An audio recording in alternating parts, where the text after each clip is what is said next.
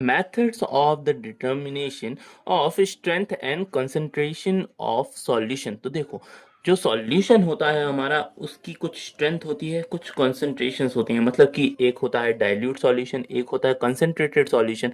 कुछ की स्ट्रेंथ बहुत ज़्यादा होती है, कुछ की स्ट्रेंथ बहुत कम होती है। तो हम कैसे पता लगाते हैं कि कौन सा कॉन्सेंट्रेटेड है, कौन सा डाइल्यूट है, कौन से की स्ट्रेंथ ज़्यादा है, कौन से की स्ट्रेंथ कम है? तो उसको पता लगाने का एक सिंपल सा फॉर्मूलाज है। तो देखो, कंसंट्रेशन का आप डेफिनेशन पढ़ सकते हैं।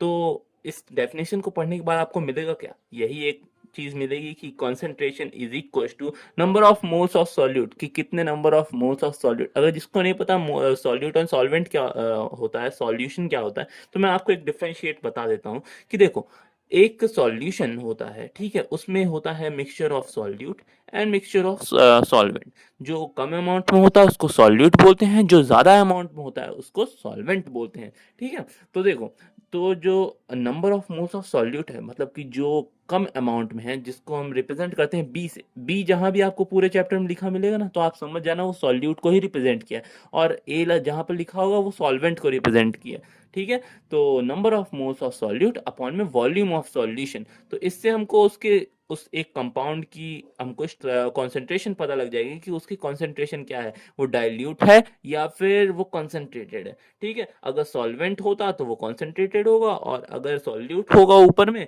तो वो डाइल्यूट सॉल्यूशन हो जाएगा अपना। ठीक है।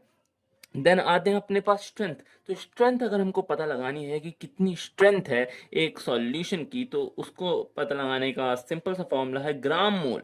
ग्राम मोल ऑफ सॉल्यूट अपॉन में volume of solution in litres.